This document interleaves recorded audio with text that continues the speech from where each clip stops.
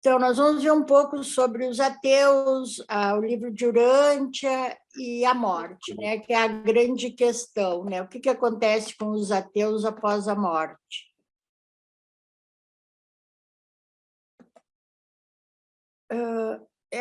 Aqui são mais conceitos, né? Então, o ateísmo é a ausência de crença na existência de divindades. O ateísmo é o oposto ao teísmo, que, em sua forma mais geral, é a crença de que existe ao menos uma divindade. O termo ateísmo, proveniente do grego clássico ateus, que significa sem Deus, foi aplicado com uma conotação negativa àqueles que se pensava rejeitarem os deuses adorados pela maioria da sociedade. Com a difusão do pensamento livre, do ceticismo científico e do consequente aumento da crítica à religião, a abrangência da aplicação do termo foi reduzida. Os primeiros indivíduos a identificarem-se como ateus surgiram no século XVIII. Os ateus tendem a ser céticos em relação a afirmações sobrenaturais, citando a falta de evidências empíricas que provém sua existência. Os ateus têm oferecido vários argumentos para não acreditar em qualquer tipo de divindade. O complexo ideológico ateísta inclui o problema do mal, o argumento das revelações inconsistentes e o argumento da descrença. Outros argumentos do ateísmo são filosóficos, sociais e históricos. Embora alguns ateus adotem filosofias seculares, não há nenhuma ideologia ou conjunto de comportamentos que todos os ateus sigam. Na cultura ocidental, assume-se frequentemente que os ateus são irreligiosos, embora alguns ateus sejam espiritualistas. Ademais, o ateísmo também está presente em certos sistemas religiosos e crenças espirituais, como o jainismo, o budismo e o hinduísmo. O próprio livro de Urântia fala, né, que o budismo é a melhor, não é filosofia que eles dizem, mas, enfim, é a melhor filosofia, assim, o que mais se aproxima de Deus sem ter um Deus, é mais ou menos assim que eles dizem, né? O jainismo e algumas formas de budismo não defendem a crença em deuses, enquanto o hinduísmo mantém o ateísmo como um conceito válido, mas difícil de acompanhar espiritualmente. Como os conceitos sobre a definição de ateísmo variam, é difícil determinar quantos ateus existem no mundo atualmente com precisão. Segundo uma estimativa, cerca de 2,5% da população mundial descreve-se como ateia, enquanto 12,7% descreve-se como não religiosa. Bom, aqui eu tenho esses dados aqui de 2015, e eu ontem estava revendo os slides, fui para a internet buscar dados mais atualizados, e não tem, e varia muito. Aqui chega a 13,5, aqui chega a mais de 15. Os dados, como eles falam, que eu acho, né, que é difícil determinar quantos ateus existem no mundo, né? Então, e realmente variam muito os dados. De acordo com outras estimativas, as taxas de pessoas que se autodeclaram como ateias são mais altas em países ocidentais, embora também varie bastante em grau nesse grupo. Os Estados Unidos têm 11%, Itália 7%, Espanha 11%, e eu já vi esses números bem mais altos também. Reino Unido 17%, Alemanha 20%, França 32%. Então, e segundo esses dados de 2015, os percentuais de ateus mais altos são na China, 61%, Japão 31%, República Tcheca 30%. Eu já vi outro dado no Japão, 61%. Eu vi uns dados que país mais ateu é a Suécia, com 85% de ateus, eu achei bastante alto. Eu já vi também aqui da República Tcheca com 60%, então, mas realmente os números são altos.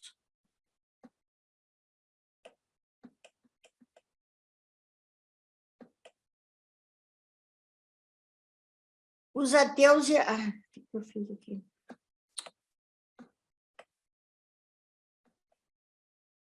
Os ateus e a morte. O que acontece com os ateus na morte? O livro de Urântia fala perfeitamente da morte cósmica, que tem a ver com pessoas que nessa vida, mesmo quando estão vivas, definitivamente desprezam seu ajustador e, portanto, sua ressurreição é impossível. Mas o status desses indivíduos não depende de suas crenças religiosas. Um crente pode ser um criminoso em série e ter renunciado à orientação divina. Querem fazer algum comentário aqui? Boa noite para quem chegou agora. Alexandre Nakai, quanto tempo? Então, o que ele diz ali, né? Que não necessariamente tu tem que ser um ateu, né? Para renunciar. Eu acho, realmente, para renunciar à sobrevivência, né? Eu acho que às vezes a pessoa, sei lá, por algum outro motivo, decide não sobreviver. Necessariamente. Às vezes as pessoas se dizem da boca para fora, mas não praticam, né? Ah, eu acredito em Deus, mas não pratica. Não, a fé não é uma fé de vida, né? Uma fé viva, que nem diz o livro. Ele não testemunha porque às vezes eu penso que para se salvar não é muito fácil para sobreviver, porque você tem que ter uma fé e você tem que ter aqueles, não é os dons do Espírito Santo, mas você tem que demonstrar que você tem essa fé. É interessante isso, né? Parece até, se bem que ao mesmo tempo o livro fala que se a gente tiver um pouquinho de fé, o mínimo de fé que a gente tem, a gente já vai. Mas tem que ser uma fé sincera. Então, se a pessoa se desvia muito do caminho, ela acaba se desviando tanto e acontece o que aconteceu com Caligacha, não consegue mais voltar, né? E provavelmente ele acreditava em Deus, né? Ele só foi atrás do Lúcifer por causa da rebelião, mas eu acho que ele não era um descrente. Pode ser um agnóstico também, né? Eu acho que Também. Mas aqui é mais os ateus, né?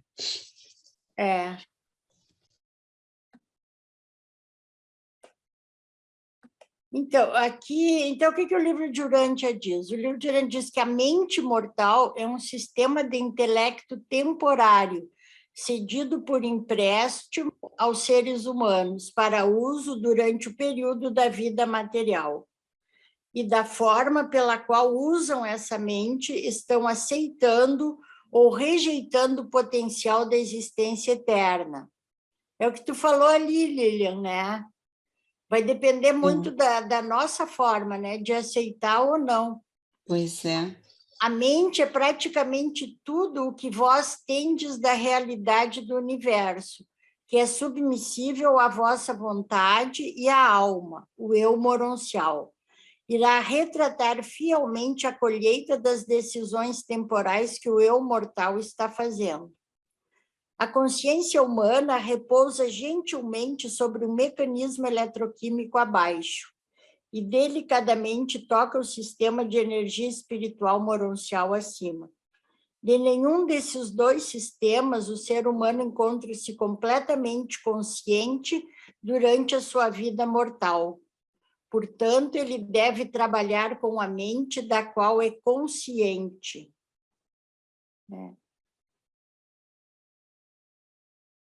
E eu acho que, às vezes, também por as pessoas... Eu me lembro que meu pai era uma pessoa extremamente católica, mas eu não sei se ele era meio rebelde, que ele... Às vezes, ele achava que a gente morria e acabava aqui. E meu pai era católico, ia na missa todo domingo, sabe? Então... Mas isso não quer dizer que ele não tenha sobrevivido, até acho que sim, né? Espero encontrar ele lá. Mas ele dizia que, que achava que não, que a gente morria e acabava aqui. E ele ia na missa todo domingo, ver o pai de padre falar em ressurreição e tudo, né? E ele rezava, e ele praticava, mas às vezes ele não acreditava que a gente ia ressuscitar. É estranho. Sei. Não era ateu, não era agnóstico, não era Pois nada. é. Ele achava, muitas pessoas gostam muito da vida, né? E acham bonita e tal. Inclusive, eu tenho um irmão que ele também diz que não acredita em Deus. E ele disse que o Deus dele é o sol, porque ele vê, né, o sol. E o sol, por causa do sol, e tem toda a vida, né, no planeta. Então, ele acredita, o Deus dele é o sol. Daí, esses tempos, muito cedo ele abandonou a igreja, né? Porque o padre acho que brigou com ele na missa e ele não quis mais. Acho que ele estava conversando ou coisa parecida naquela época, faz 200 anos atrás. E, e esses tempos atrás, não sei, ele descobriu que a reencarnação, né? Não sei se eu falei para ele, alguém falou. Ele disse: então eu quero, eu acho que isso é legal, que daí a gente volta, né? Eu quero voltar. Isso é bacana, assim, isso é bacana. Daí a gente vai voltar, eu quero voltar. Então eu vejo assim que, apesar dele, ele acredita muito na vida, e ele aproveita muito a vida, e se diz feliz, assim, é muito interessante isso, né? É, o meu pai era assim também, ele gostava muito da vida, de viver tudo. Mas ele ia na missa, ele acreditava em Deus, mas ele não acreditava na sobrevivência. Mas às vezes é assim a simplicidade das pessoas, né? Você vê Não se pessoas, aprofundava, eu acho, a assim, simplicidade, né? mais Que aquela basta coisa, né, do se ele hábito. acreditava em Deus, acho que está garantido, hein, Stella? Eu acho que sim. E não é tanto que a mente compreende, mas sim o que a mente deseja compreender, né? Então, o livro nos diz que assegura a sobrevivência. Ó. Então, o nosso desejo, né, já é o que nós desejamos, já ajuda bastante. Não precisa compreender tanto.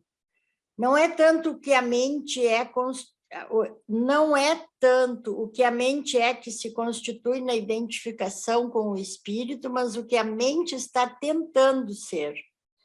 E não é tanto o fato de que o homem seja consciente de Deus que o leva a ascender no universo, mas o fato de que ele aspira a Deus. O que vós sois hoje não é tão importante quanto aquilo em que vós estáis se tornando dia a dia e na eternidade. Então, percebemos que a experiência interior é a coisa mais importante, os motivos e desejos da alma, e não a crença nos conceitos. Viu? É bem que... Porque Deus é um símbolo verbal, uma pessoa pode conceitualmente acreditar nesse símbolo, mas não vivê-lo como real em sua jurisdição interna e não ter um anseio pela perfeição. Por essa razão, ser um homem crente não garante nenhuma salvação, porque se é apenas uma questão intelectual e não real, isso não cria necessariamente mecanismos ascendentes. Obviamente, em cada ateu haverá casos diferentes dessas experiências internas, e não podemos estabelecer uma norma para todos os ateus. É Esse o é do que... livro ou não? Não, Também? sei não. Hum. Eu acho que a gente sempre se pergunta isso, né? Ah, o que, que o livro de Urântia diz sobre os ateus vão para o céu, não vão para o céu, assim, o céu, né, que a gente fala, mas enfim, lá para cima, morôncias e etc e tal. Mas a gente não pode julgar, né? Porque eu acho que, a não ser que a pessoa realmente renuncie, não queira sobreviver, mas tem quantos ateus com uma vida tão mais digna, às vezes, que muita gente que é crente, né? Que nem a gente falou ali no início, tem criminosos que são crentes, tem criminosos que matam em nome de Deus, né? Eu acho que um ateu que tem uma vida reta tem muito mais valor que um cara desses, óbvio, né? E eu acredito que o ateu possa sobreviver. Eu não acho que vão tirar essa chance se é uma pessoa que teve uma vida, né, que viveu dentro dos conceitos morais e tudo. Eu acredito nisso. E eu penso também, porque o livro fala da salvação, às vezes a gente fica assim meio ressabiada, né? Mas eu penso que nós estamos no início da nossa carreira, assim, né? Nós somos bebês no universo, estamos nascendo. E depois aqui não é desculpa, mas o nosso mundo é rebelado, é um mundo experimental, né? Então, a gente tem muitos problemas advindos da rebelião. Não dá para fechar o olho com relação a isso. Acho que a misericórdia vai ser grande e curante. Então, mesmo que a gente veja pessoas que não acreditam em Deus, nossa, tudo vai ser pesado. Porque, né? Será que biologicamente? Eu acho que tudo vai ser pesado. Mas muito pouca gente vai realmente escolher. Às vezes eu fico pensando nisso, sabe? E a gente já viu vários ateus que se converteram, né? Inclusive, não só lendo o livro de Urântia, mas outras religiões também. Mas lendo o livro de Urântia, eu já sei de várias pessoas. Mas tem muita gente que eu penso assim, né? Tem uma vida de ajuda ao próximo, de tudo, uma vida sem percalços, só fez o bem, mas às vezes não teve a oportunidade, né? Foi criada numa família não muito ligada em religião, não teve muita... o ajustador dele não despertou, nós vamos ver mais adiante ali, né? Que muito, eu acho que disso que faz o nosso ajustador despertar. Então, mas por que essa pessoa não vai ter uma chance, né? Eu acho que vai ter, sim. Eu também acho. Os parâmetros que os seres lá de cima usam para nos julgar, entre aspas, acho que a gente não tem nem ideia como é que são. Eu penso assim, eu não vou dizer, o fulano não vai sobreviver, eu não sei, eu não sei qual é o parâmetro que eles usam, né? Às vezes eles podem achar, nós somos uns animaizinhos, uns bichinhos, então vamos dar a chance aí para eles, né? Nossa, é isso mesmo, eles a gente são tão é muito primitivos, confuso. coitados, eles têm que ter uma Primitivo, chance. Porque imaginem eles nos olhando lá de cima, né? Nós somos uns bichinhos para eles. Nossa, olha só. Então, vamos dar chance para esses coitados, né?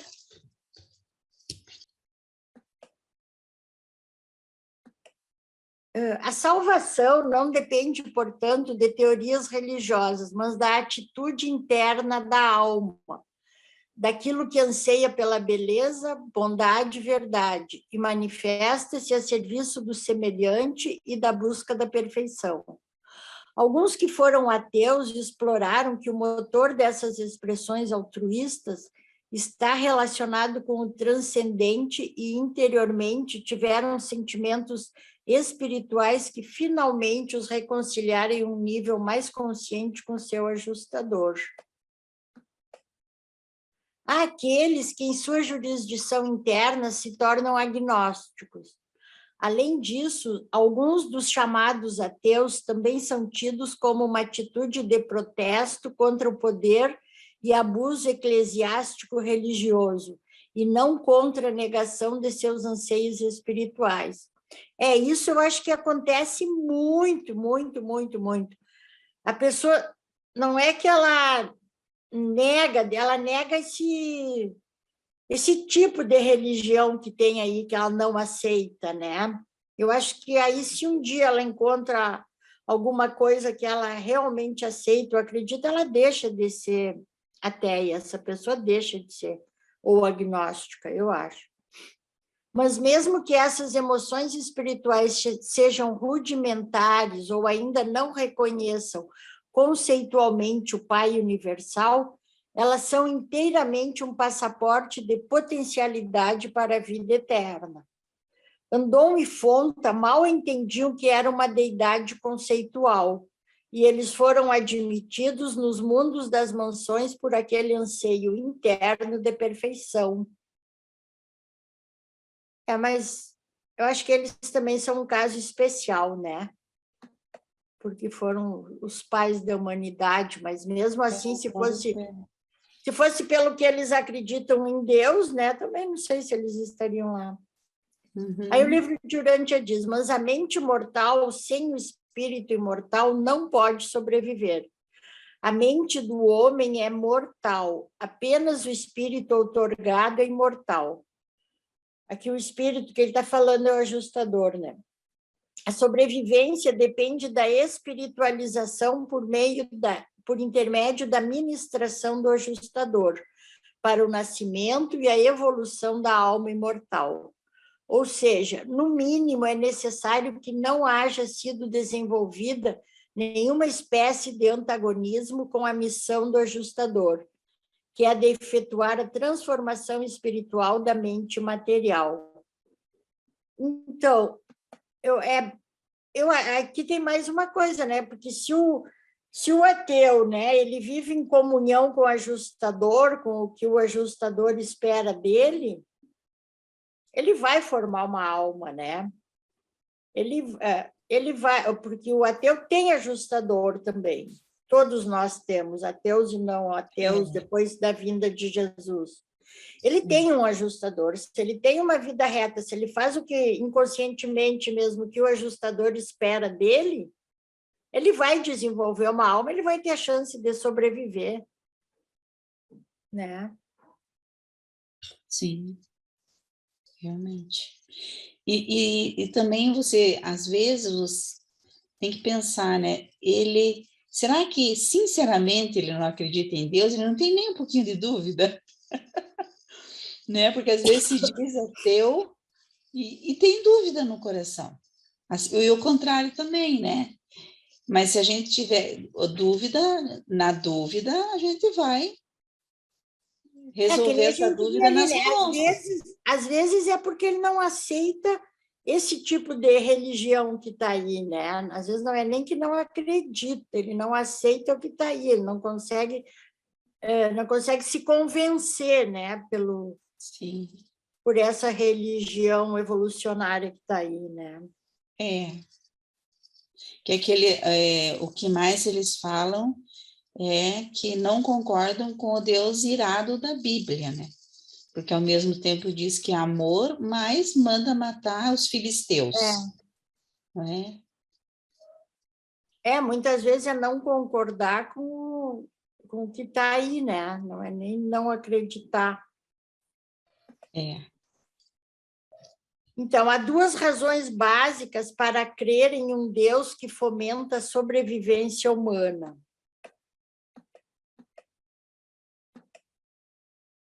A experiência humana e a certeza pessoal. A esperança e a confiança de algum modo iniciadas e de algum modo registrada pelo ajustador residente. A revelação da verdade, seja pela ministração direta pessoal do Espírito da Verdade, na auto-outorga a este mundo feita pelos filhos divinos, seja por meio das revelações em palavra escrita. A imitação de Deus é a chave da perfeição. Fazer a sua vontade é o segredo da sobrevivência e da perfeição na sobrevivência.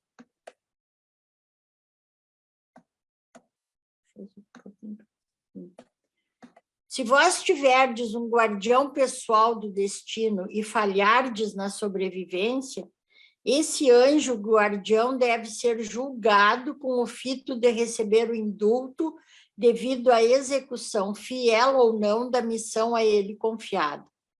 Todavia, os ajustadores do pensamento não são submetidos assim a nenhum exame quando seus sujeitos falham quanto à sobrevivência. Todos nós sabemos que, enquanto é possível que um anjo possa sair da perfeição na sua ministração, os ajustadores trabalham à maneira da perfeição do paraíso.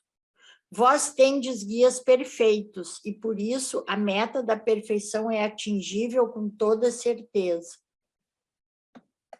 Viu? Então, nós temos um anjo ali lutando para a gente sobreviver, né? Senão ele vai ser julgado. Tadinho! Então, eu acho que mesmo um ateu, ele está ali com o anjinho, né? Cutucando ele, ó, tenha uma vida reta, não faça nenhuma bobagem, construa sua alma. Porque senão quem vai ser punido é o anjo. Não, agora me deu dó do meu anjo. Me deu dó. Eles vão ser cobrados. O ajustador não, né? O ajustador está... E depois, será que eles vão para o fim da fila daí? Para de novo servir no ser humano? O que acontece com esses anjos, será? Pois é, com esses aí eu não sei, teria que ver. Mas eu acho que eles vão para outra missão de novo, né?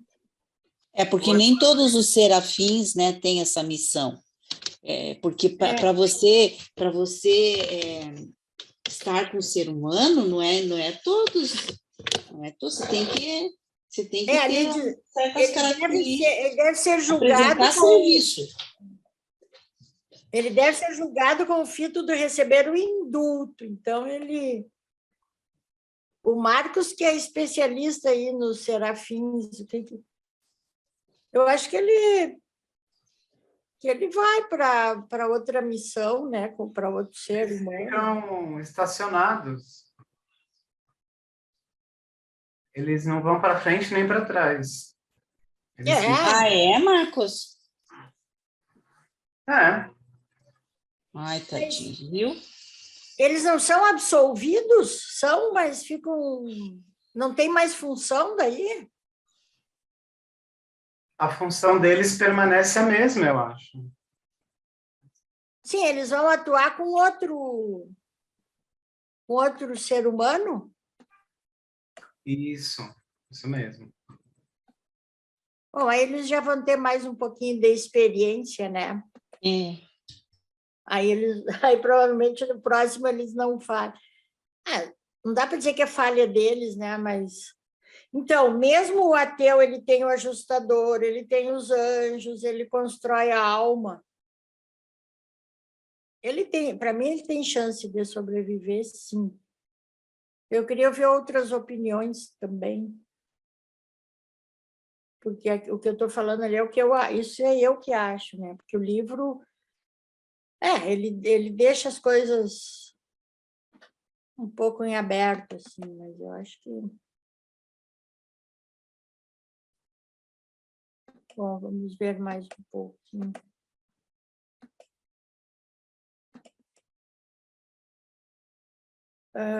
Então, as chaves do reino do céu são sinceridade e mais sinceridade ainda. Todos os homens têm o alcance dessas chaves, todos os homens. Os homens usam-nas avançando em status espiritual, por meio de decisões, de mais decisões e outras decisões mais ainda. A escolha moral mais elevada é a escolha do valor mais elevado possível, em toda e qualquer esfera. Isso sempre significa escolher fazer a vontade do Pai. Então, fazer a vontade do Pai, né, é tomar decisões, mais decisões e mais decisões. Se o homem escolhe assim, ele é grande, ainda que seja o mais humilde cidadão de Jerusalém, ou mesmo o menor dos mortais de Urântia. Então, depende das nossas escolhas mesmo, né?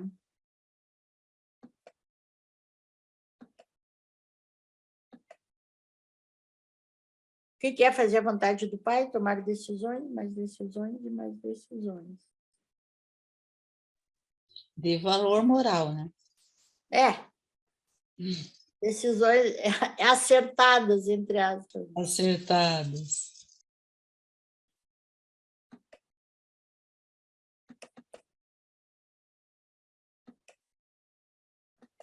O que é viver à altura da fé? Olha que legal o que o livro diz. Poucas pessoas vivem à altura da fé que, na verdade, possuem. O medo irracional é uma fraude intelectual madrasta, praticada contra a alma mortal em evolução. Então, o que a gente estava falando até ontem do medo, né? Muitas vezes a gente, acho que nem sabe toda a fé que tem, né? O medo nos aprisiona, né? Não faz, talvez, viver realmente essa fé que a gente tem ou deveria ter, né? O medo O medo nos paralisa. Ele nos paralisa. E muitas pessoas, elas têm, nossa, verdadeiros pânicos, e tudo por causa do medo. Como é que o meu sobrinho tem 14 anos, né? E ele adora frases também. Acho que eu sou uma colecionadora de frases, acho que ele vai. Aí, esses dias ele me mandou uma assim: alimente sua fé para matar seu medo de fome. Ai, que legal. Eu adorei, né? Ele mandou para mim. E é verdade, né? Uhum. Se a Nossa, gente, tá bacana. se a gente tem uma fé genuína, a gente vai deixando o medo para trás, né? Sim. Mas a gente foi criado muito no medo. Nossa, eu até ler o livro de Urante, assim, você sempre, porque, por exemplo, no catolicismo, você tem o medo do inferno, né? Você tem o medo do inferno, então você faz as coisas mais pelo medo do que pelo amor. Aos poucos, assim, eu fui descobrindo na minha vida, por outros meios, agora, ultimamente, que os padres estão falando mais do amor do que do inferno, né? Mas, mesmo assim, você foi, quando criança, foi criada, né, com aquela coisa de inferno. É verdade, né? Era mais no medo mesmo. E atualmente a gente é pelo medo, porque, veja, sempre estou falando que é o fim do mundo. Todo mês é o fim do mundo, né? Você já viu esse esoterismo da vida? Então, toda a vida eles estão colocando, ó, Jesus vai voltar, não, tudo bem, eu acho que a gente tem que sempre estar preparado, tem que sempre fazer o bem, né? Mas e não sei o quê, e alguns vão não sei quando, e vai acabar o mundo, e vai agora a bomba atômica, é tudo no meio, né? Você vê o noticiário, é mais notícia ruim do que... Por que é mais notícia ruim? Porque que é mais notícia ruim, para botar medo na gente, só pode ser. Que tem tanta notícia boa, né? Eu acho que deveria ter, assim, jornal das notícias ruins, jornal das notícias boas, porque... Ele andava 90% de audiência de notícia ruim, se tu Sim. fizer isso. Porque é uma coisa inerente do ser humano, assim, eu acho. A tragédia atrai muito mais que a felicidade. Eu fiz primeira comunhão, eu tinha 13 anos, lá em Minas. Eu ia no catecismo e eu nunca acreditei no inferno. Falava para eles, inferno não existe. Até a professora de catequista lá não gostava, não, mas eu não acreditava no inferno. Nunca acreditei. Agora veio o E a livro de Lana, Urântia. a Inferno não Lana já existe. sabia. Agora veio o livro de Urântia, logo que eu comecei a ler, Inferno não tem. Mas olha só. Aí, viu? Um exemplo bem Aí, claro que nós temos, por exemplo, na Sexta-feira Santa, quando vai na igreja, aquele mundaréu de gente dentro da igreja, fora da igreja, né? Quando é domingo de Páscoa, é metade da igreja. Então, as pessoas gostam de coisas, como é que eu digo, de coisa ruim, né? Foi um dia de tortura de Jesus, aquela coisa toda, então as pessoas gostam de estar lá. Mas o dia da libertação, da paz, da alegria, as pessoas não vão, não. Bem claro isso. mas eu gosto Até nas religiões. eu gosto do domingo de Páscoa, não gosto de Sexta-feira Santa. Nem eu. Mas é uma coisa do ser humano, assim, essa atração pela tragédia, pela... Mas será que não está mudando um pouco? Ou é a minha impressão só? Eu acho que é a tua impressão. Porque eu conheço muitas pessoas que não gostam mais de ouvir notícia, nem de ver televisão. Acho que, né? Eu já faz 2 anos que não assisto televisão. Pois é, não Não sei tem mais se nada lá para ver. porque os meus amigos sempre são religiosos, não sei, ou foram religiosos de alguma maneira, né? Dá a impressão assim que, nossa, é ver tanta coisa. Eu gosto de ver noticiário, mas porque a gente gosta de saber de coisas que estão acontecendo, às vezes uma notícia, por exemplo, às vezes a gente precisa saber que sobre coisas práticas da vida, é como agora o título, né? Há prazo para isso, prazo para aquilo, ou abriu concurso para tal coisa e tal. Mas no meio da história lá, já, coisas, tudo bem, acontece, né? A gente nem gosta de saber, mas... Ai, Deus. É muita coisa. Com a morte, o ajustador do pensamento perde temporariamente a personalidade, mas não a identidade. O sujeito humano temporariamente perde a identidade, mas não a personalidade. Nos mundos das mansões, ambos reúnem-se em uma manifestação eterna. Um ajustador que tenha partido da Terra nunca retorna para cá com o ser residido anteriormente. Nunca a personalidade se manifesta sem a vontade humana, e nunca um ser humano separado do seu ajustador depois da morte manifesta identidade ativa, ou de qualquer maneira estabelece comunicação com seres vivos da Terra. Separadas dos seus ajustadores, essas almas permanecem total e absolutamente inconsciente durante o longo ou curto sono da morte. Não pode haver nenhuma demonstração de nenhuma espécie de personalidade, nem existir nada capaz de entrar em comunicação com outras personalidades, até depois de se completar a sobrevivência.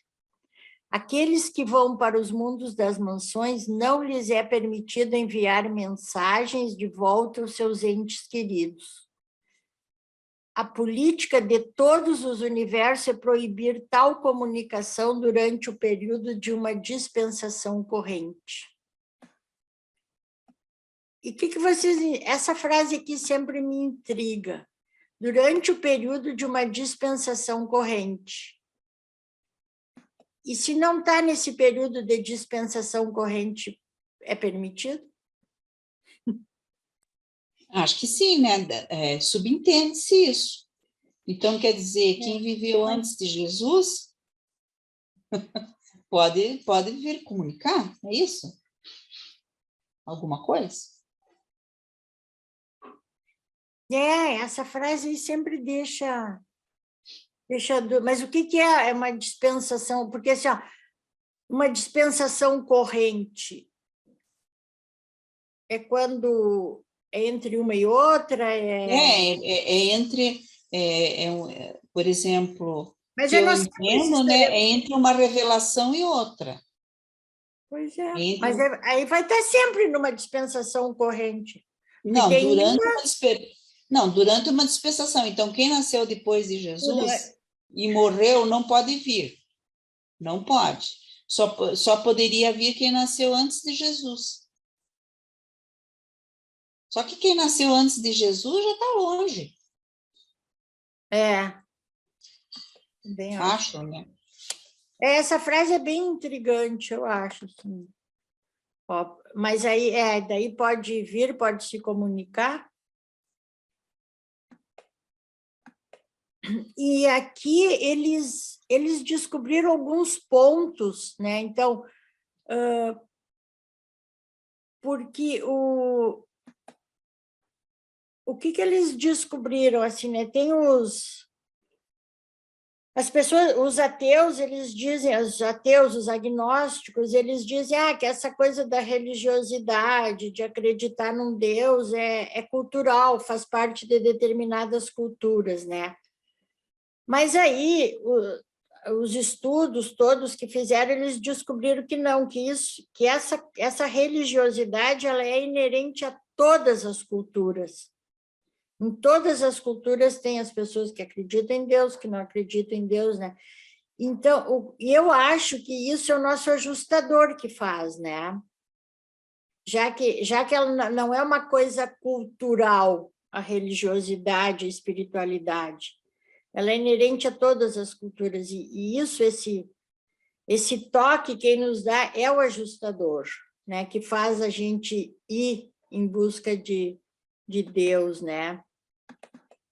E aí eles descobriram, agora tem uma nova ciência, neuroteologia, que eles dizem que é a mistura entre as crenças religiosas e os sistemas neurais chamaram a atenção. De acordo com eles, muitos indivíduos, mesmo aqueles que não acreditam em uma divindade, possuem essa percepção, mostrando que a crença humana é inerente a ele, e que estamos predispostos a acreditar em algo maior, e no fato de que não estamos sozinhos. Então, eles criaram eles chamaram o capacete de Deus, que é uma máquina que eles criaram que ativa nessas áreas do cérebro envolvidas com a espiritualidade.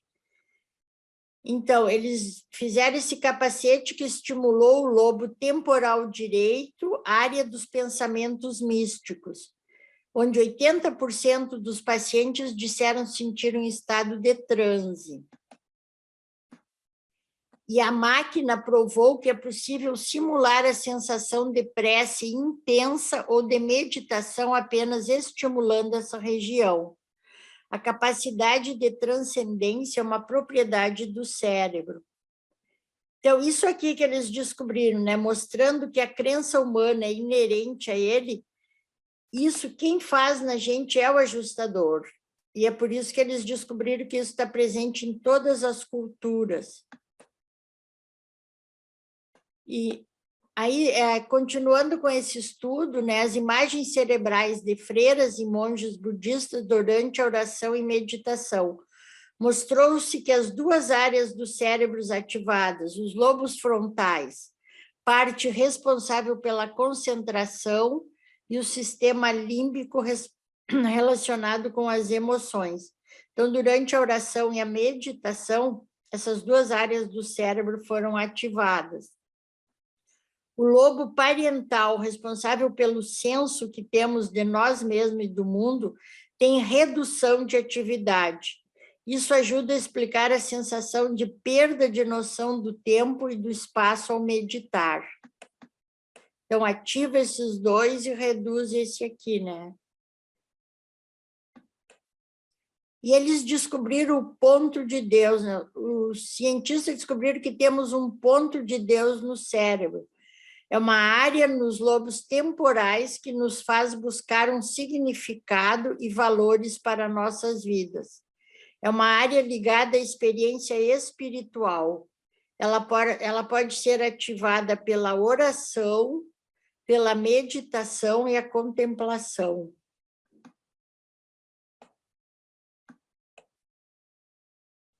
E o que causa no cérebro, nessas experiências de religiosidade e espiritualidade melhoram a saúde e ajudam os tratamentos. Nós já vimos esses dias, né, quando nós vimos a parte da prece, né, que as pessoas que recebem orações e tudo mais, elas têm uma cura mais rápida. Então, toda essa religiosidade, essas preces, elas ativam todas essas áreas do cérebro, né? Ela controla o nosso senso próprio, desempenha um papel fundamental nas emoções, todas essas áreas aqui são ativadas. Então, por que isso acontece? Porque ativam os circuitos de recompensa do cérebro, da mesma forma que o amor, o sexo, os jogos de azar, as drogas e a música. Manifestam-se no córtex pré-frontal medial, área complexa ativada por tarefas de avaliação e julgamento de raciocínio moral. Ativam regiões frontais do cérebro ligadas à concentração, foco e importância de alguma situação. A espiritualidade, relação do ser humano com o transcendente, com aspectos não materiais e não físicos da essência, como deuses, espíritos e uma realidade última. E a religiosidade, o aspecto institucional da espiritualidade, conjunto de práticas e crenças exercidas por um grupo com o objetivo de aproximar o indivíduo do transcendente, da espiritualidade. Então, como nós vimos ali, né, um budista, ele pode ser considerado um ateu, um agnóstico, porque ele não tem um Deus com ele, mas ele pratica todas essas coisas, ele pratica meditação, ele tem aqueles rituais, ele tem aqueles mantras, todas essas áreas do cérebro são ativadas, né? Por qualquer tipo de meditação, de mantra, de oração, de qualquer coisa, né? Mas o budista não acredita em Deus. Ele não acredita. E esses tempos, eu estava falando com um budista, uma budista, né? Ela disse assim, mas vocês não se perguntam quem que criou tudo isso? Não, a gente não se pergunta.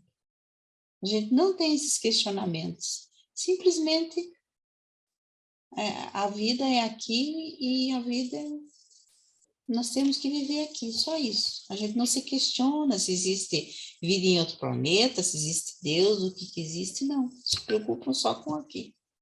Interessante, né? Muito interessante. Pois é. E é baseado em rituais e tudo, né? E eles têm toda oração, ritual. Oração, não sei para quem. Acho que para eles mesmo, não sei. Não sei, não entrei, mas eu me perguntei assim, mas é mais meditação, né? Acho que da própria vida. Mas eles têm muitos rituais. Agora eu não vou tanto, porque eu estou um pouco mais longe, mas tem um templo budista aqui no Rio Grande do Sul, que quando o Lama, que veio lá do Tibete procurar um lugar no Brasil, ele fundou aqui em Três Coroas, porque ele disse que foi o lugar onde ele viajou pelo Brasil inteiro, onde ele encontrou a energia mais parecida com o Tibete. E é num morro ali em Três Coroas, é muito lindo o templo. E eu tenho uma amiga budista e eu sempre ia lá passear, ia com elas, e, nossa, eles têm todos aqueles rituais, eles têm aquelas rodas que giram, daí tu tem que passar não sei quantas vezes ao redor daquilo, dar tantas voltas, recitando mantras, mas aquilo ali cria uma energia incrível, né? Aquelas pessoas fazendo aquilo ali. Sim, é só você dançar também cria uma energia incrível. Eles não acreditam em Deus, mas eu acho que eles estão formando a alma deles também, tranquilamente. Eu acho que eles vão sobreviver. O próprio livro de Urântia, né, que nem eu falei no início, diz que o budismo é a religião sem Deus, assim, a filosofia que mais se aproximou de Deus, né? Mas que morreu na praia.